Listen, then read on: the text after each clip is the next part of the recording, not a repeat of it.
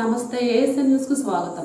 Corona కారణంగా రాష్ట్ర వ్యాప్తంగా గ్రానైట్ వ్యాపారులు తీవ్రంగా నష్టపోయారని, ఇదిలా ఉంటే మైనింగ్ అధికారుల తనిఖీల పేరుతో అల్లాడిస్తున్నారని, గ్రానైట్ వ్యాపారస్తులను ప్రభుత్వమే ఆదుకోవాలని అసోసియేషన్ నాయకులు మస్తానయ్య అన్నారు. పల్లిగూడ మండలం వేమవరం గ్రామంలో మంగళవారం గ్రానైట్ వ్యాపారస్తులందరూ ప్రత్యేక సమావేశాన్ని ఏర్పాటు చేసుకొని భవిష్యత్ కార్యాచరణ ప్రణాళిక మీద చర్చించుకున్నారు. మైనింగ్ శాఖ అధికారులు గ్రానైట్ వ్యాపారుల మీద చేస్తున్న దాడులను గ్రానైట్ ఫ్యాక్టరీల యజమానులు తీవ్రంగా వ్యతిరేకిస్తున్నారు.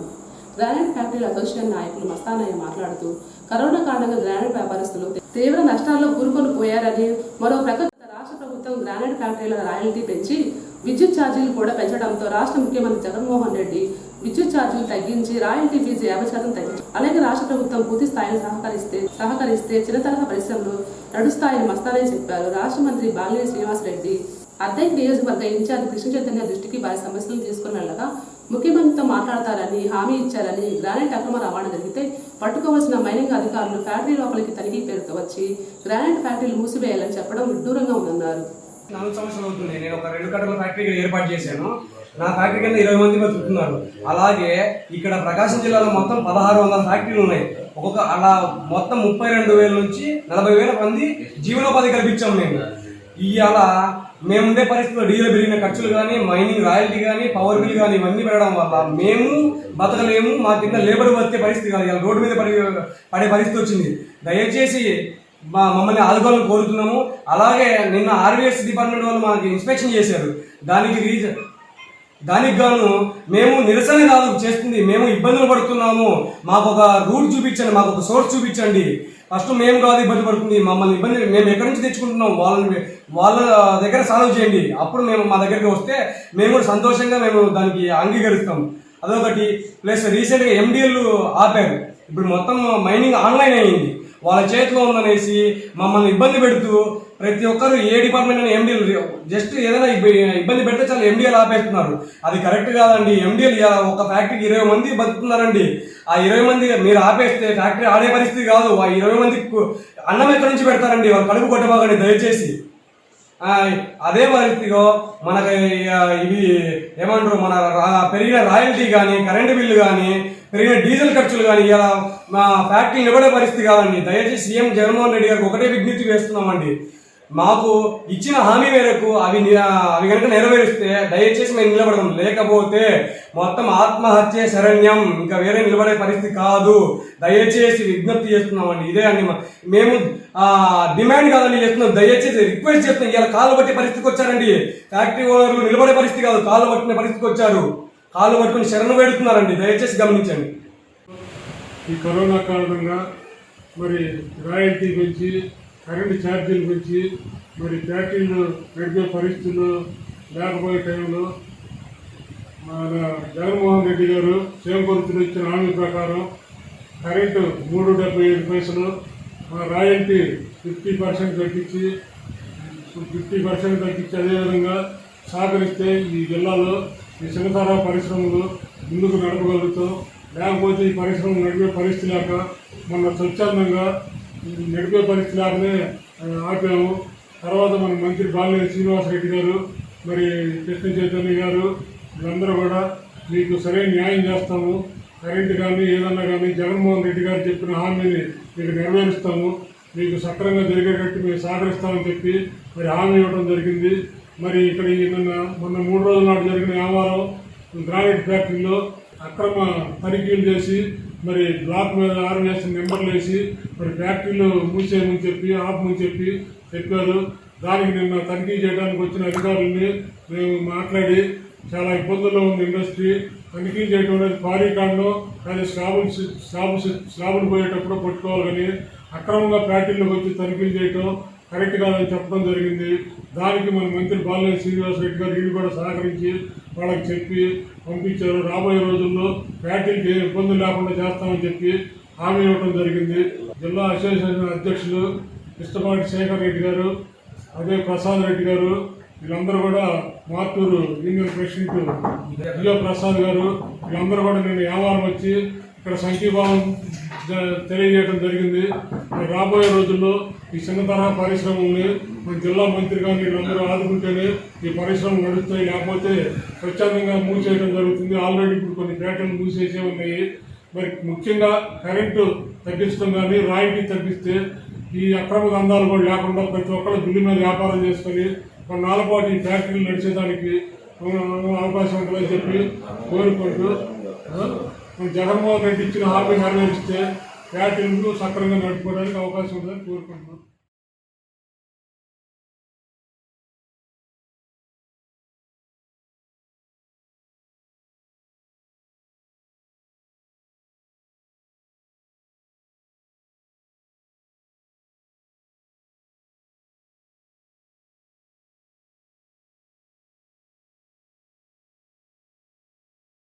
బల్లిపురం మండలంలో ఉప్పుమాగులూరు గ్రామం ఎంపీటీసీ ఎన్నికలు మంగళవారం ప్రశాంత వాతావరణం జరిగింది.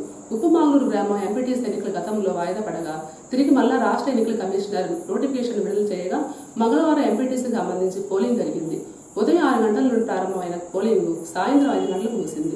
ఓటర్లు ఎంతో ఆసక్తిగా ఓటు వేసేందుకు పోలింగ్ కేంద్రాలకు చేరుకున్నారు. వర్షం పడుతున్న లెక్క చేయకుండా క్యూ లైన్లో నిలబడి ఓటు హక్కును వినియోగించుకున్నారు. పోలింగ్ జరిగే సమయంలో ఎక్కడ ఎటువంటి సంఘటన జరగకుండా పోలీస్ శాఖ తరఫున భారీ భద్రతను సీఏ రాజేష్ ఏర్పాటు చేశారు. గేటు వద్దనే ఓటర్లను పోలీసులు ముమ్మరంగా తనిఖీ చేసి లోపలికి పంపించారు. ఉప్పుమాగులూరు ఎంపీటీసీ ఎన్నికలకు సంబంధించి మొత్తం 5 పోలింగ్ కేంద్రాలను ఏర్పాటు చేశారు.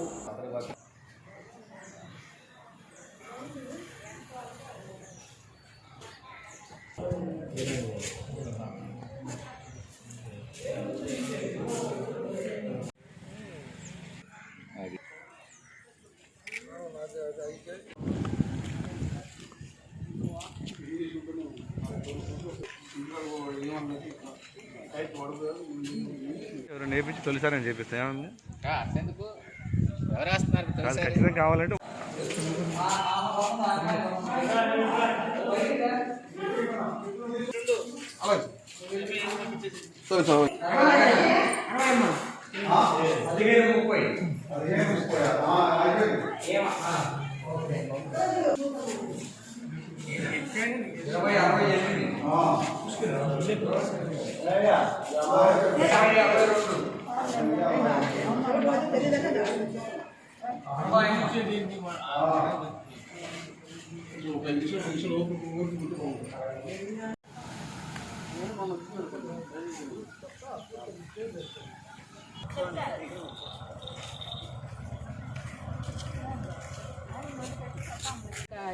అగ్గిపెట్లు కానీ సెల్ ఫోన్ కానీ అగ్గిపెట్లు కానీ సెల్ ఉంటే తీసి వెళ్ళటం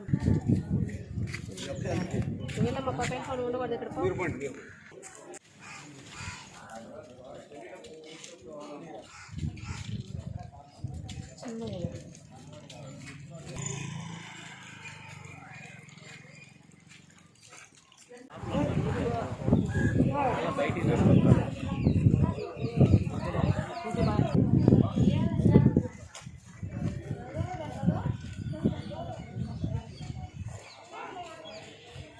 వచ్చింది ఇప్పుడే స్కూల్లో ఆటోలో తీసుకొచ్చారు ఇలా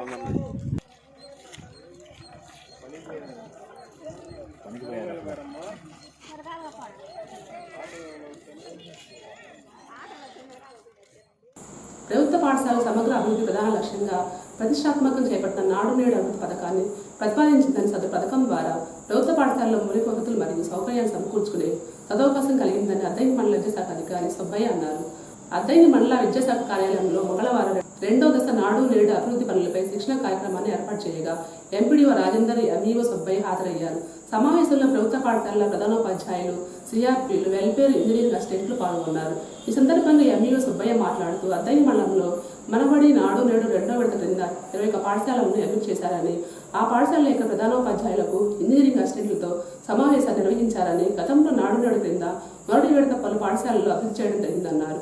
2వ విడతలో 21 పాఠశాలకు సంబంధించి మౌలిక వసతులు కల్పిస్తూ విద్యార్థులకు కార్పొరేట్ స్థాయిలో వసతులు కల్పిస్తారని, ప్రతి పాఠశాలలో టాయిలెట్స్ అనేవి తప్పనిసరిగా నిర్మించాలని, పాత టాయిలెట్స్ అయితే కూల్చివేసి కొత్త టాయిలెట్స్ నిర్మించాలన్నారు. పాఠశాలలో సరైన టాయిలెట్స్ లేక విద్యార్థులు ఇబ్బందులు పడుతున్నట్లు వారి దృష్టికి వచ్చిందన్నారు. ప్రతి ఒక్కరూ శ్రద్ధగా తమ విధులు నిర్వహించి అద్దంకి మండలం జిల్లాలో మొదటి స్థానంలో ఉండే విధంగా అందరూ కలిసి పనిచేయాలని ఎంఈఓ సూచించారు. స్కూల్ కాంపౌండ్ వాళ్ళు ఉందో లేదో చూసుకోవాలి. మేజర్ మైనర్ రిపేర్స్ కింద రూఫ్ ఎలా ఉంది, ఆ తర్వాత సర్ఫేస్ ఎలా ఉంది, అది ఆల్రెడీ కట్టినటువంటి బిల్డింగ్ల మీద అది ఎలా ఉంది, వేసినటువంటి ప్లాస్టిక్ ఉందా లేదా, స్లాబ్ సరిగా ఉందా లేదా, అనేది కూడా మీరు తప్పనిసరిగా గమనించి అవసరమైతే దానికోసం కూడా మళ్ళీ రీస్టాప్ స్లాబ్ వేయాలంటే మీరు రికమెండ్ చేయటం, లేదా రిపేర్స్ అవసరమైతే రిపేర్ చేసుకోవాల్సిన బాధ్యత కూడా ఉంది. అయితే గతంలో ఉన్నటువంటి దర్వాజాలు కానీ కిటికీలు కానీ కంప్లీట్గా తీసేయండి, ఎందుకంటే పాతపడి ఉంటాయి. 100% విండోస్ డోర్స్ అన్నీ కంప్లీట్గా తీసేసి కొత్త వాటికి మీరు ఎస్టిమేషన్ వేయాలి. అందులో నో డౌట్ ఎట్ ఆల్. ప్రతి దాన్ని గమనించి ఆ డోర్స్ ఏవైతే ఉన్నాయో డోర్స్, అదేవిధంగా విండోస్ ఏవైతే ఉన్నాయో కంప్లీట్గా కొత్తగా మీరు ఎస్టిమేషన్ వేయండి. అదేవిధంగా ఫ్లోరింగ్ కూడా అన్నిటినీ తీసేయండి, ఎందుకంటే కొన్ని మంచి వేసి కొన్ని రూముల్లో అసలు ఏమీ వేయలేదు గ్రానైట్, అవి చూడటానికి బాగుండదు. అందుకని మీరు ఏం చేస్తారంటే టోటల్గా ఏదైతే రీసెంట్గా కట్టిన కాకుండా గతంలో కట్టిన బిల్డింగ్లు ఏవైతే ఉన్నాయో వాటిని కంపల్సరిగా ఫ్లోరింగ్ ఏదైతే ఉన్నాయో కంప్లీట్గా ఎస్టిమేషన్ అయింది. అవసరమైతే కొంచెం ఫౌండేషన్ లేపాల్సిన అవసరం ఉంటే అదైనా సరే లేపేయండి, కొట్టేసి కొంచెం పైకి లేపి. ఎందుకంటే రోడ్ లెవెల్ కంటే మన స్కూల్ డౌన్లో ఉందనుకోండి, వాటర్ అక్కడ స్టాక్ ఉండే అవకాశం ఉంది. కాబట్టి దాన్ని మీరు గమనించి అవసరమైతే లిఫ్ట్ చేయడానికి కూడా తర్వాత పైకి లేయడానికి కూడా మీరు ప్రయత్నం చేయండి. అంటే ఫ్లోరింగ్ కంప్లీట్ చూసుకోవాలి, డోర్స్ అండ్ విండోస్ చూసుకోవాలి, రూఫ్ చూసుకోవాలి, స్లాబ్ను కూడా మీరు పూర్తిగా గమనించాలి. అది నాడు మేజర్ మైనర్. తర్వాత వాష్ బేసిన్లు కూడా కంపల్సరీగా ఉండాలి. అన్నిటికంటే అత్యంత ముఖ్యమైనది పాఠశాలకు సంబంధించి కాంపౌండ్ వాళ్ళతో లింక్ అయినటువంటి గేట్. ఆ గేట్ దగ్గర నుంచి మొత్తం మన టాయిలెట్స్ వరకు ఏదైతే ఉందో మనకి టైల్స్, దాన్ని పాత్వే అనేది కంపల్సరీగా ఉండాలి ప్రతి చోటకి. క్లాస్ రూమ్కి పాత్వే, గేట్ దగ్గర నుంచి మొదలు పెట్టుకుంటే classroom each and every class రూమ్కి పాత్వే ఉండాలి. అదేవిధంగా వాష్ ఏరియాకి పాత్వే ఉండాలి, టాయిలెట్స్కి పాత్వే ఉండాలి. సో డ్రింకింగ్ వాటర్ ఎక్కడైతే పెడతాం దానికి పాత్వే ఉండాలి. టోటల్గా మీరు ఆ పాత్వేని ఆ టైల్స్తో ఉన్నటువంటి రూట్ని మీరు ఖచ్చితంగా ఎస్టిమేట్ చేయాలి.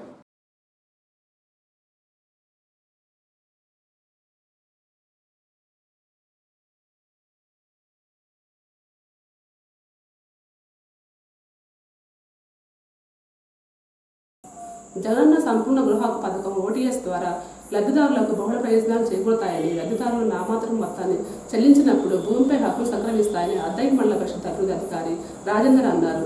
అద్దెకి మండల పరిషత్ కార్యాలయంలో మంగళవారం జగనన్న సంపూర్ణ గృహ హక్కు పథకం మీద పంచాయతీ కార్యదర్శులు సమావేశాన్ని ఏర్పాటు చేయగా MPD Rajender, EO PRD Venkatrao, sub register కార్యాలయం నుంచి నేతాజీ హాజరయ్యారు. జరిగిన సమావేశంలో ఎంపీడీఓ మాట్లాడుతూ జగనన్న సంపూర్ణ గృహ హక్కు పథకం ద్వారా లబ్ధిదారుడు చెల్లించవలసిన నగదు మొత్తం చెల్లిస్తే లబ్ధిదారుల పేరుతో రిజిస్ట్రేషన్ డాక్యుమెంట్ పొందవచ్చన్నారు. సదరు ఇంటి రిజిస్ట్రేషన్ డాక్యుమెంట్ను తనఖా పెట్టి బ్యాంకులో రుణం పొందవచ్చన్నారు. ఓటీఎస్ పథకం క్రింద గ్రామీణ ప్రాంతాల్లో నివసించేవారు 10,000 రూపాయలు చెల్లిస్తే డాక్యుమెంట్ పొందవచ్చని, లబ్ధిదారులు ఈ అవకాశాన్ని వినియోగించుకోవాలని రాజేంద్ర తెలిపారు. సంబంధించిన నిర్ణయాలన్నీ మీ దగ్గర 1 క్లిక్లో, అంటే మీ సచివాలయంలో ఉన్న సాఫ్ట్వేర్లో ఏదైనా భూమి రిజిస్ట్రేషన్ కానీ, అమ్మకం కానీ, కొనుగోలు కానీ రిజిస్ట్రేషన్ అనేది మీ దగ్గర జరుగుతుంది. దానికి ప్రధానంగా వాళ్ళని చూసుకోవాల్సింది ఏదైతే ఇంతకుముందు రిజిస్టర్ ఆఫీస్లో మీకు చాలామంది జరిగినట్టు తెలుసు.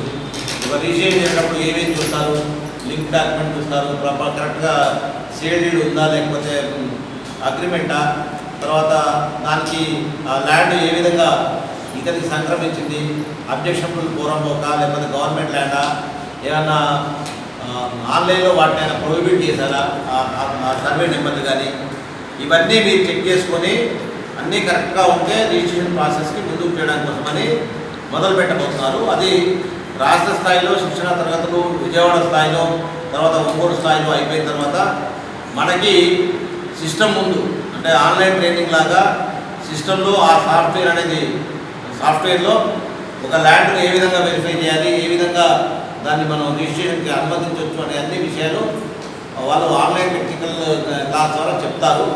లేదు మీకు ఎవరికైనా ఇంట్రెస్ట్ ఉంటే ఎవరైనా ఇద్దరికి ఒక రోజుకి ఇద్దరు కానీ ముగ్గురు కానీ వస్తే వాళ్ళు వాళ్ళ కార్యాలయాన్ని కూర్చోబెట్టి చెప్తా అన్నారు.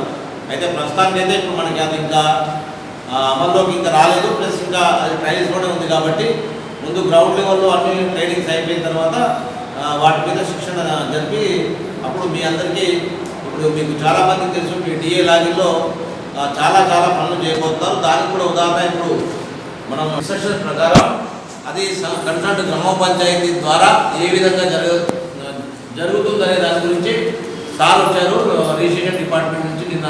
నిన్ననే వస్తామనుకుంటే నిన్న మీరందరూ ట్రైనింగ్లో ఉన్నారు కాబట్టి నిన్న పిలవలేదు. ఇప్పుడు సార్ అని చెప్తారు, దయచేసి స్పష్టంగా విని ఏదైనా సందేహాలు ఉంటే అడగండి సార్.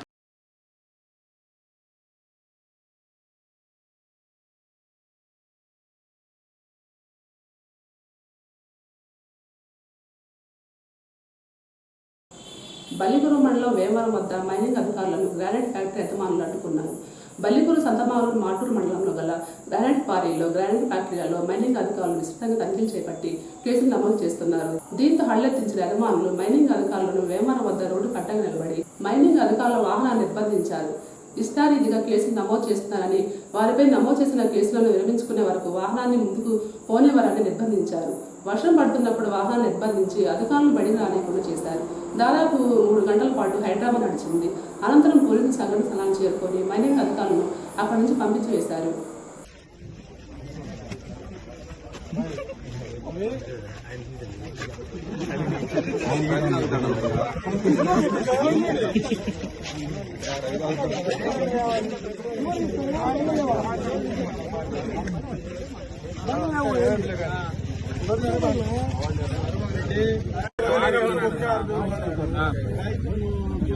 రెడీ గారిని రమ్మండి, రావడానికి సిద్ధంగా ఉన్నామని చెప్పండి ఆ మాట.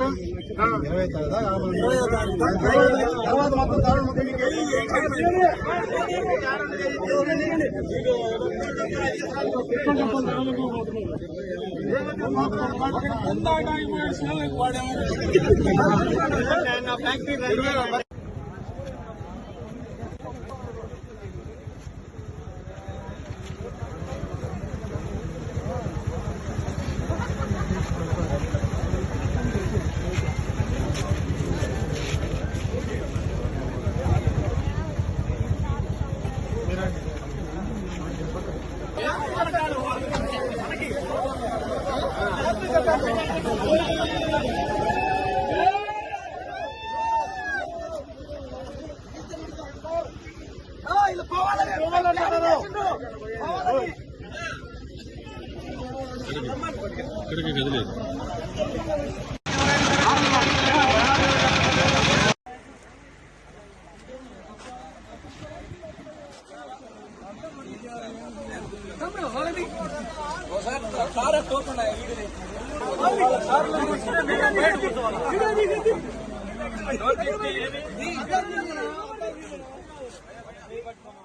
సింగల్కొండ వద్ద ఉన్న కేఆర్కే డిగ్రీ కళాశాలలో అధ్యాపకులుగా పనిచేస్తున్న నున్నా వెంకటరమణకు ఆంధ్ర విశ్వవిద్యాలయం డాక్టరేట్ను సోమవారం ప్రకటించడం జరిగిందని కళాశాల principal doctor V Mohan Rao తెలిపారు. ఈ సందర్భంగా కేఆర్కే డిగ్రీ కళాశాలలో మంగళవారం వెంకటరమణను కళాశాల అధ్యాపకులు సెలవు కప్పి ఘనంగా సత్కరించారు.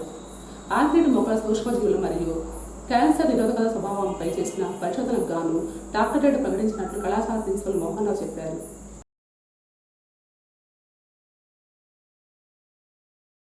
ఏఎస్ఎన్ న్యూస్ సమాప్తం. నమస్కారం.